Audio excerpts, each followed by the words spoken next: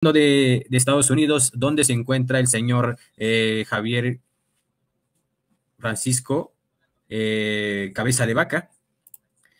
No sé si usted recuerda, la semana pasada pasábamos aquí donde Sergio Gutiérrez Luna, quien es el presidente de la mesa del Senado, de la Cámara de Diputados, hacía un anuncio sobre jueces que le han dado amparo a Cabeza de Vaca. Recordemos que Cabeza de Vaca está prófugo de la justicia y en tanto tiene que dar la cara ahorita dónde está escondido. Fíjese que el único que sabe dónde está escondido es Javier Lozano. Javier Lozano es el único personaje que sabe dónde se encuentra Francisco Javier Cabeza de Vaca. Le estoy cambiando el nombre. Cabeza de Vaca, ¿dónde se encuentra? Pero esto, fíjese,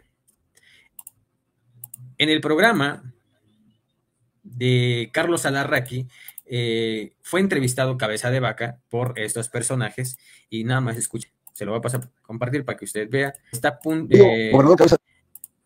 Dice don Cabeza de Vaca en riesgo de ir a la cárcel. Y vamos a escuchar qué es lo que dice. Bienvenido a tu programa, a tu casa. ¿Cómo estás? Gracias, ¿cómo te va, Javier? Gusto saludarte, a Beatriz, a la dama de hierro, gracias por la invitación y a todo el equipo de Atípica por darme la oportunidad de estar con ustedes esta mañana. Fíjate que tenemos una serie de materiales que hiciste favor de compartir con nosotros y que sí quisiera que nuestra audiencia los pudiera ver. Porque cuando hago esta afirmación de que desde el 2019 Cabeza de Vaca levantó la voz y dijo, está pasando esto, y se lo dijo directa y personalmente al presidente de la República, fue cierto. ¿Cuál fue la respuesta de la Federación? No hacer nada. Y hoy vemos en la nota principal del periódico Reforma que el boquete fiscal, tanto que nos están fastidiando con los temas económicos, con los impuestos y tal, el boquete fiscal asciende a más de 554,000 millones de pesos. Vamos, para que mejor me entiendan, si ustedes me piden que en un papel yo anote esa cantidad, no la sabría escribir. 554,000 millones de pesos de IEPS no enterado por esta forma tan burda de importar gasolina, pero al momento de pasar por las aduanas mexicanas, tan limpias, tan transparentes, tan pulcras, en lugar de decir, es diésel, que es combustible, ¿no? Dicen que es aceite de cárcamo, capullo. Entonces, no pagan impuestos, pasan de este lado, alimentan el mercado negro, pero lo peor, ¿sí? No solamente es el mercado negro, es que con esa lana, con buena parte de ese dinero, financiaron campañas en el 2021, como la de Américo Villarreal de Tamaulipas, como la de Rubén Chamoya en Sinaloa, como la de Mario Delgado para la presidencia de Morena, dicho por el propio Porfirio Muñoz Ledo, pero este hombre fue quien abrió con ese tema. No sé si tenemos, Juan, ese video con AMLO, por favor. En Tamaulipas la lucha contra la delincuencia organizada no es en contra de un grupo criminal, sino contra todos. Las detenciones de delincuentes de todos los cárteles que operan en la entidad son prueba contundente de ello.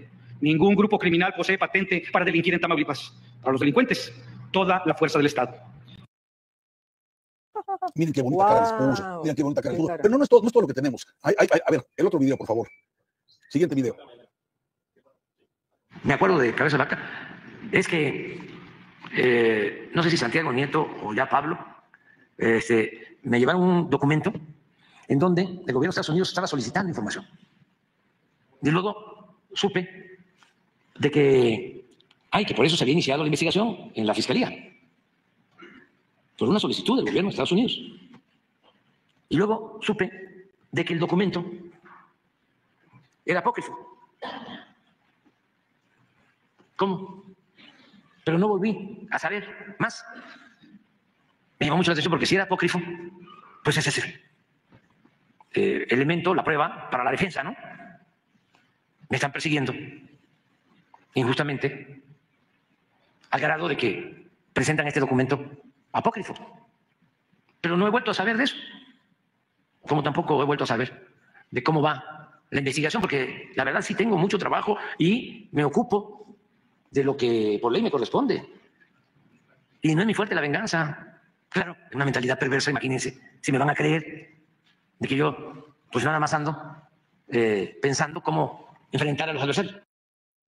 ya para darle la palabra a nuestro invitado, nada más dice, no, lo mío no es muy fuerte la venganza, puta, qué lindo disimulas, hermano, no mames. Y luego, además, está reconociendo que el papel que le dio Santiago Nieto era poco y fuera falso. Con base en eso iniciaron la persecución política, con base en eso iniciaron el desafuero contra el gobernador Cabeza de Vaca. Y si no hubiera sido por la corte y la interpretación adecuada del 111 y el Congreso de Tamaulipas, se hubiera quedado fuera de la gubernatura y lo hubieran metido a la cárcel, no tienen madre. Pero qué bueno que estás aquí con nosotros y qué bueno que puedes dar tu propio testimonio, mi querido gobernador. Ahí tenemos otro par de videos, vamos a ponerlos un poquito más adelante, pero con esto tenemos más que material suficiente para que tú nos expliques qué carambas pasó o está pasando, porque sigue pasando.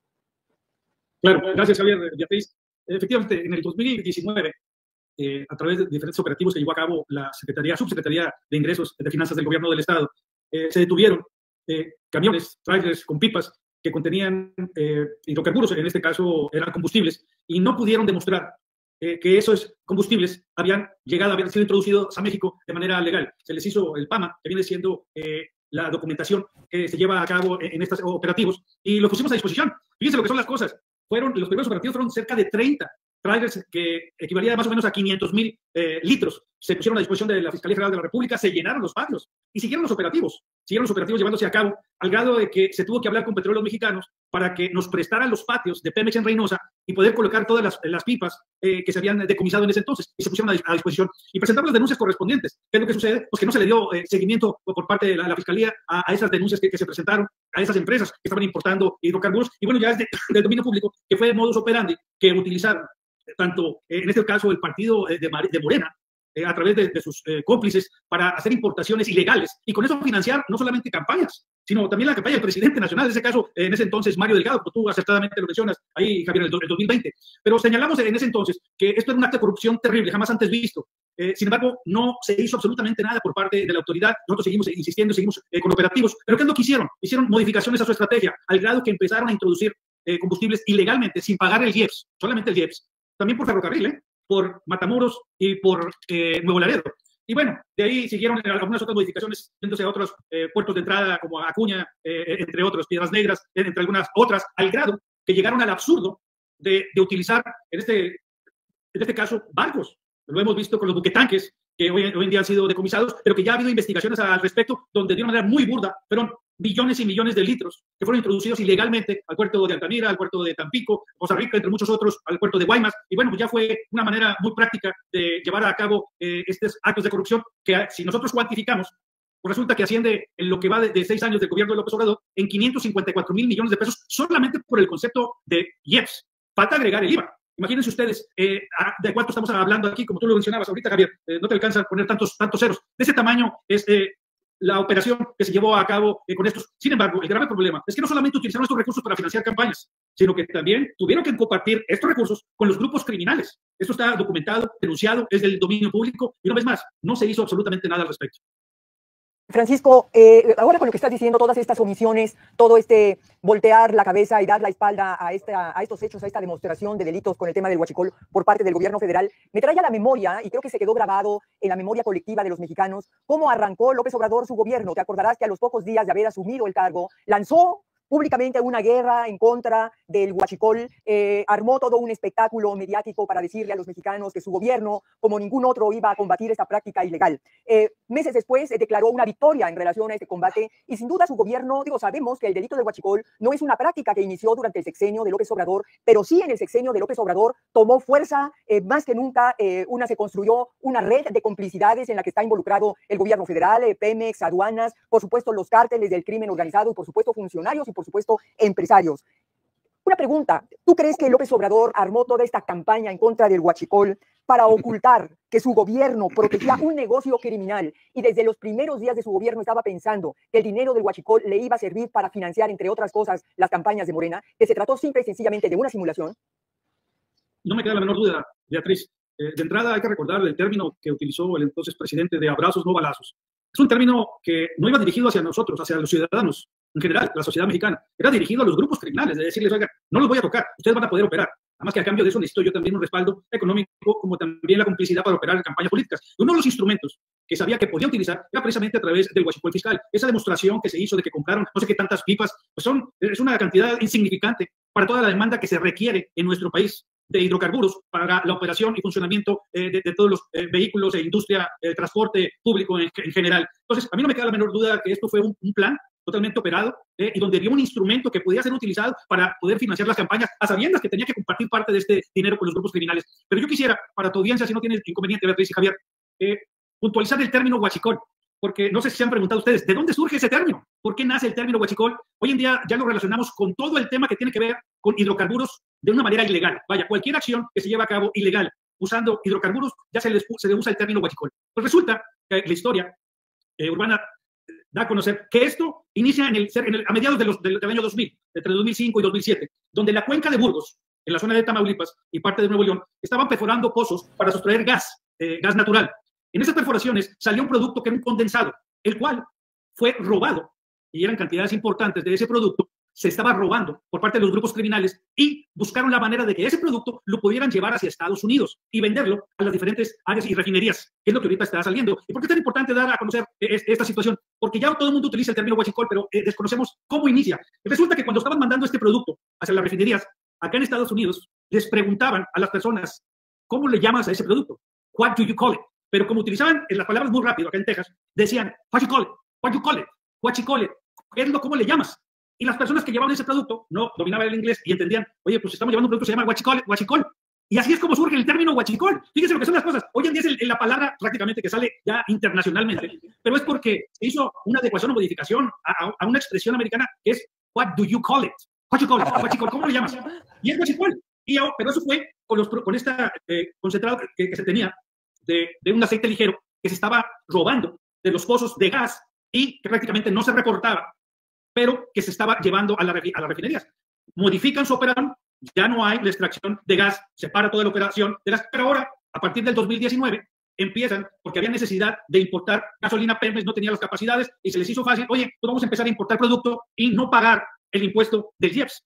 ¿Qué implicaciones tenía para estados como Tamaulipas, Beatriz y Javier? Pues resulta que el 85% del cobro del IEPS se distribuye para las entidades federativas, para los estados. Entonces el gobierno federal dijo, pues, ¿saben qué? No nos interesa, mientras se pueda tener producto, satisfacer las necesidades de México. Y aparte, pues los gobiernos estatales no van a pillar, el día de hoy no están diciendo absolutamente nada, pero aparte podemos utilizar ese dinero para la operación política, situación que está documentada, denunciada, hay testimonios, hay investigaciones periodísticas, hay denuncias e investigaciones en ambos lados de la frontera, pero que son cantidades sumamente importantes y grandes, que no solamente permitió financiar campañas políticas, sino que lamentablemente permitió que los grupos criminales, en este caso los cárteles, hoy señalados como organizaciones terroristas por el gobierno de Estados Unidos, se pudieran diversificar, hacerse de mucho más recursos y con eso hacerse más fuertes y corromper a muchísimas autoridades, como lo estamos viendo al día de hoy, Beatriz.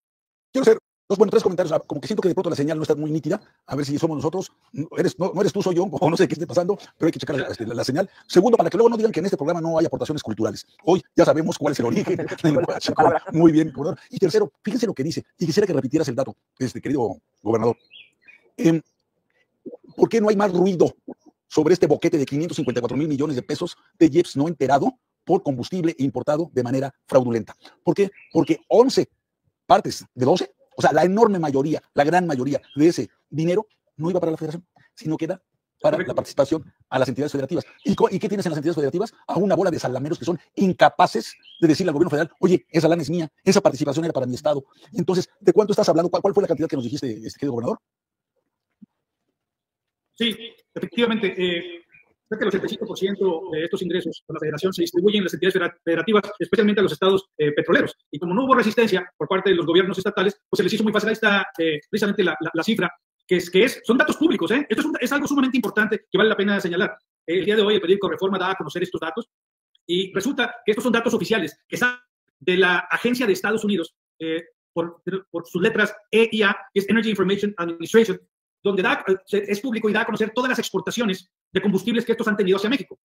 Y por otro lado, está lo que viene siendo la Agencia Nacional de Aduanas Mexicanas y a la vez la Secretaría de Energía, que también reporta las importaciones que hubo de estos productos hacia México. Y al momento de cotejarlas, Javier y Beatriz, pues resulta que hay un diferencial enorme de litros de cada uno de estos productos, mismos que año con año la Cámara de Diputados aprueba en su ley de ingresos precisamente el impuesto del IEPS, que ha variado de 4 a 5 puntos y tantos pesos por litro. Entonces, imagínense, en millones y millones de litros, esa evasión de IEPS asciende solamente de IEPS a 554,000 millones de pesos. Eso sin incluir el IVA, sin incluir también la venta de este producto en gasolinerías, que de manera regular lo hacen y que tendrían que también reportar su utilidad y dar a conocer cuánto tendría que pagar de ISR. Imagínense ustedes, no solamente son estos 554 mil millones de pesos, es una cadena de impuestos que se están evadiendo y que están fortaleciendo a las cadenas, en este caso, ilegales, y empresas que están actuando de manera ilegal, pero sobre todo con la complicidad del gobierno federal en estas acciones que están llevando a cabo.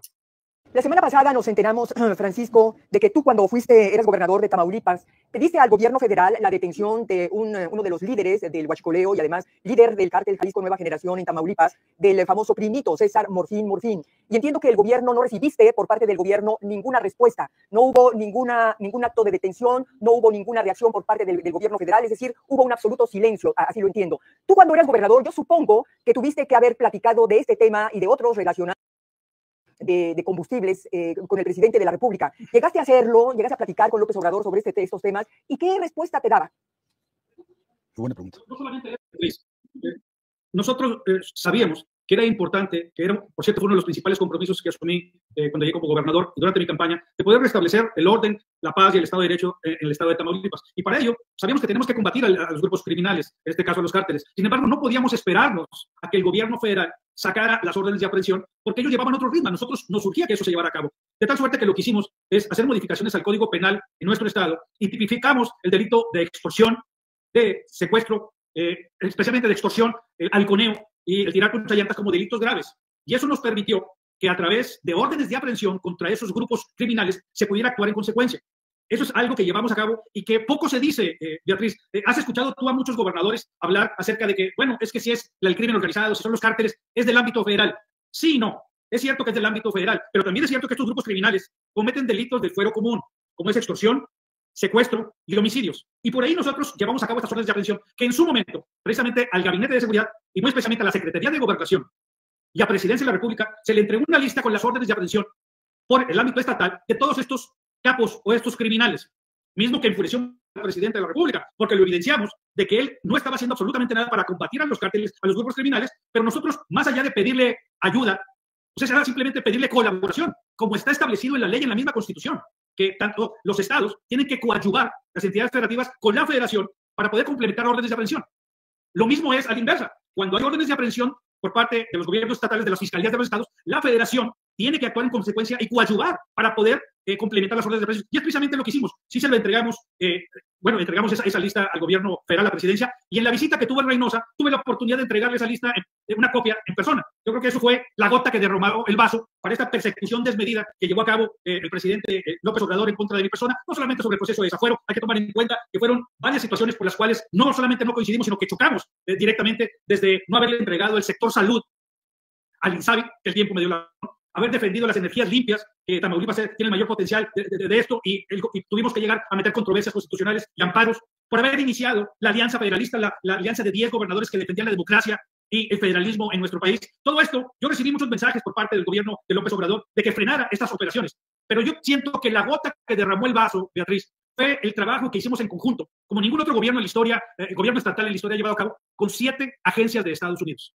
Una campaña que le denominamos campaña de prosperidad y seguridad fronteriza, y donde implementamos el programa Se Busca, y donde poníamos espectaculares y trabajamos con 7 agencias y dábamos un teléfono 1-800 para que los ciudadanos en ambos lados de la frontera pudieran identificar a estas personas, que por cierto muchos de ellos les poníamos recompensa, y las personas podían hablar a ese teléfono 1-800, nos pasaban los datos, y las agencias y por parte del gobierno del Estado, por parte de la Fiscalía, la Secretaría de Seguridad Pública del Estado, podíamos trabajar de la mano, al grado que se capturaron 10 de los principales generadores de violencia de los cárteles y los grupos criminales. Esto enfadó muchísimo al presidente, al grado que me mandaron decir con el secretario de entonces Relaciones Exteriores y el mismo secretario de Seguridad Pública federal, estaba Alfonso Durazo, que por qué estaba yo operando y trabajando con las agencias de Estados Unidos. ¿Cómo que por qué? Pues nuestros principales socios comerciales, Tamaulipas es el estado fronterizo, sin menospreciar al resto del país, de mayor movimiento comercial entre México y Estados Unidos. Cerca del 50% del comercio se da con Estados Unidos.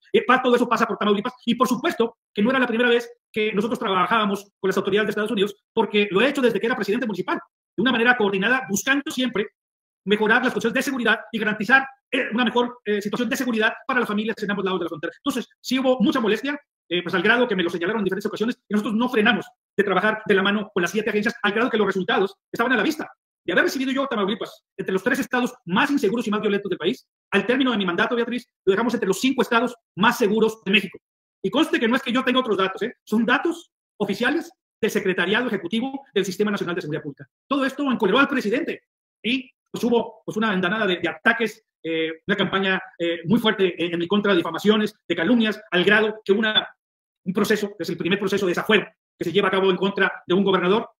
Y lo señalo porque el desafuero o supuesto desafuero a López Obrador nunca se llevó a cabo, Beatriz. No se concluyó. En el caso de un servidor, llevaron a cabo un proceso de desafuero ilegal, inconstitucional, para quererme someter, para quererme doblar. Y bueno, esto no paró ahí cuando la Suprema Corte me dio la razón, sino que después, al término de mi mandato, con los mismos argumentos que no tenían un solo elemento de prueba, fabricaron delitos que, por cierto, ya hemos ganado en las instancias judiciales y donde esto fue en mi contra. Pero no paró ahí, Beatriz y Javier. También, cuando mi partido me nombra como candidato a diputado federal plurinominal, sacan otra nueva orden de aprehensión, pero ahora contra mi familia, para presionarme, para evitar a toda costa que yo llegue a la Cámara de Diputados, no porque yo iba a adquirir fuero, porque sabían de que al llegarme a la Cámara de Diputados, mucho de lo que hoy en día está pasando en el país se iba a señalar en tribuna e íbamos a actuar en consecuencia. Y digo lamentablemente porque el tiempo me dio la razón.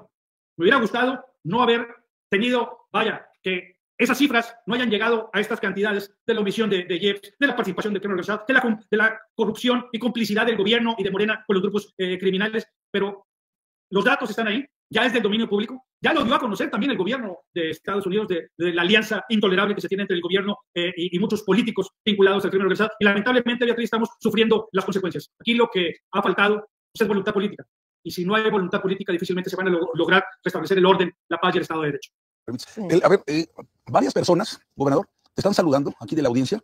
Marisela González dice que es tamaulipeca, que ha sido el mejor gobernador que ha tenido la entidad. Susana Ortiz, Gina Navarro, que te aplaude por tu valentía, por tu coraje. Gabriela Braña, en fin, están hablando a favor de lo que tú hiciste, pero también se los digo como abogado, no, conforme al artículo 38 de la Constitución, no tenían por qué haber impedido, y aquí me estoy refiriendo concretamente al INE y al Tribunal Electoral, a la Sala Superior del Tribunal Electoral del Poder Judicial de la Federación, no tenían por qué haber impedido que Cabeza de Vaca asumiese el cargo de diputado federal el año pasado.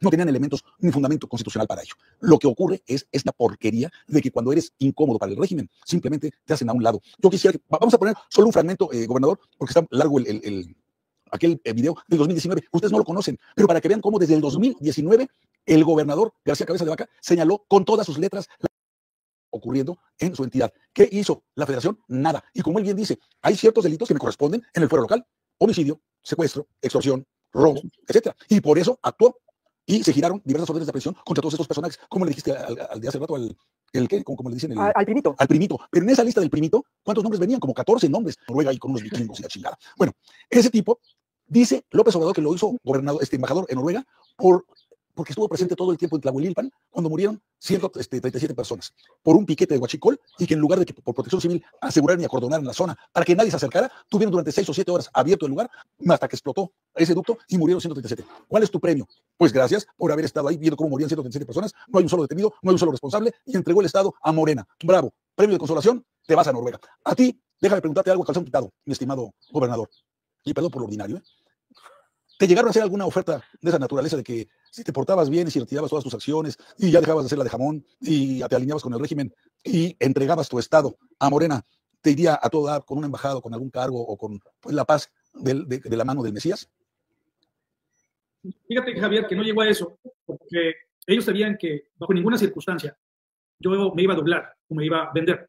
Es por eso que iniciaron ese proceso de desafuero, fabricaron delitos, una campaña de difamación, de calumnias, utilizaron documentos apócrifos del gobierno de Estados Unidos para justificar esta persecución, diciendo, es que no somos nosotros, fue el gobierno de Estados Unidos. Mentira, ese documento era falso, pero era un argumento muy bueno para iniciar toda una campaña en mi contra.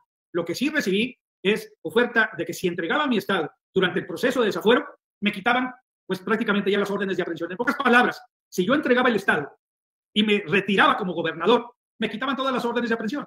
Pero fíjense por qué me estaban haciendo esta propuesta.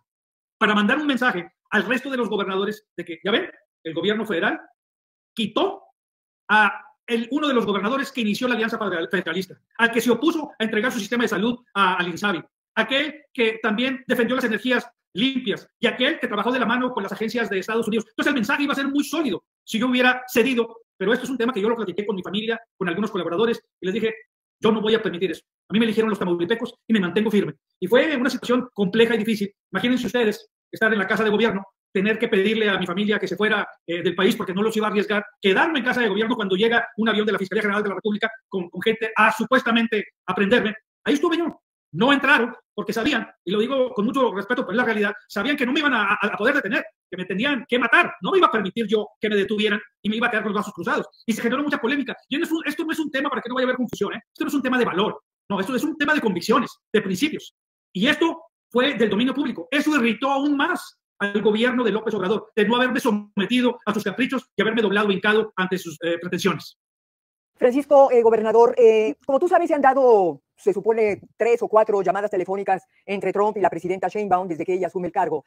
Los mexicanos no sabemos el contenido de esas llamadas telefónicas porque la presidenta en su mañanera poco informa al respecto. Hemos conocido el contenido de estas conversaciones a través de la prensa norteamericana. Por ejemplo, Wall Street Journal en los últimos días reveló el contenido de la conversación que hubo entre la presidenta y Trump el 16 de abril, donde Trump la presiona para que México acepte la participación del ejército norteamericano en la persecución de los cárteles, a lo que la presidenta dijo no. Pero incluso ha habido otros videos, ayer circuló, no sé si lo viste, un video donde también en un trayecto le preguntan a Trump, periodistas, oiga, ¿es cierto esto? Y él dice, sí, efectivamente es cierto. Yo pedí a la presidenta de México, que por supuesto es maravillosa y es fabulosa y es espléndida, ya sabes cuántas cosas. Y... No lo digo yo, ahí están las evidencias. Y el hecho de que el gobierno de Estados Unidos mande ese mensaje, diga, oye, vamos a trabajar de la mano, ¿qué necesitan? Si no puedes contra ellos, ¿en qué te puedo yo ayudar? No se le debe, digo, si quieren envolver a la bandera y utilizar ese término para decir la soberanía no está a disposición de nadie, no se va a hacer negociada. Aquí nadie estaba hablando de la soberanía la perdimos desde el momento en que el gobierno mexicano pactó con los grupos criminales y hoy muchas partes del territorio nacional son controlados por ellos. Ahí se perdió la soberanía. Lo que se tiene que hacer es trabajar de la mano. A ver, vamos a utilizar tu inteligencia, tus capacidades y de qué manera podemos trabajar para poder restablecer el orden, la paz y el Estado de Derecho. ¿Qué es lo que quieren hoy en día las familias en México? Y no se debe de ver como una amenaza. Nadie está diciendo, y yo no veo, que lleguen las tropas norteamericanas y que, como ellos los quieren vender, es que van a invadir nuestro país, nuestra soberanía. No. Eso no va a suceder. Lo que sí puede suceder es que vayan sobre objetivos importantes que están generando también serios problemas en ambos lados de la frontera, Beatriz.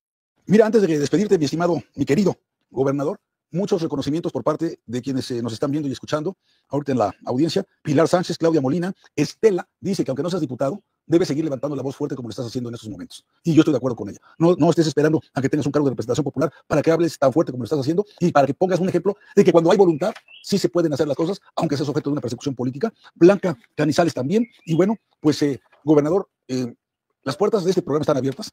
Espero que tu situación jurídica, porque lo que sí también me consta es que es increíble. Una vez que viene un colegiado ya a resolver en definitiva el caso de que no procede el orden de aprehensión, porque además lo acusan de asociación delictuosa, y cuando a los otros dos que también habían acusado de ser parte de esa asociación delictuosa, están totalmente libres de cualquier cargo. Entonces, ¿dónde está? ¿No? La dedicatoria es clara, ¿no? Entonces, la dedicatoria es clara. Pero cada vez que va un colegiado a resolver, llega la Fiscalía General de la República para objetarlo, poner lo que llamamos los abogados una auténtica chicana, para recusar a los magistrados, para que no puedan ellos participar y tomar la decisión, la última palabra. Pero ya verás que muy pronto todo esto pues pasará a ser meramente una pesadilla y que tú, qué bueno que le estás dando este ejemplo a tu familia de que primero va tu buen nombre, va tu honor y el trabajo que hiciste. Tampico me consta cuánto tiempo se mantuvo como la alcaldía o el municipio más seguro del país en términos de percepción de los ciudadanos. Y eran los tiempos de Cabeza de Vaca. Entonces, de que se puede, pero también de que se puede desmadrar al país, también se puede, como lo estamos viendo y viviendo con estos gobernadores impuestos por el crimen organizado. Francisco, muchísimas gracias por habernos acompañado esta mañana. Ha sido muy útil para nuestra audiencia que también se vea cómo se puede enfrentar a un régimen autoritario y cómo se puede, sin venderse ni doblarse, defender también el interés de la gente de tu entidad, la gente de Tamaulipas. Muchísimas gracias por habernos acompañado esta mañana. Gracias, Francisco.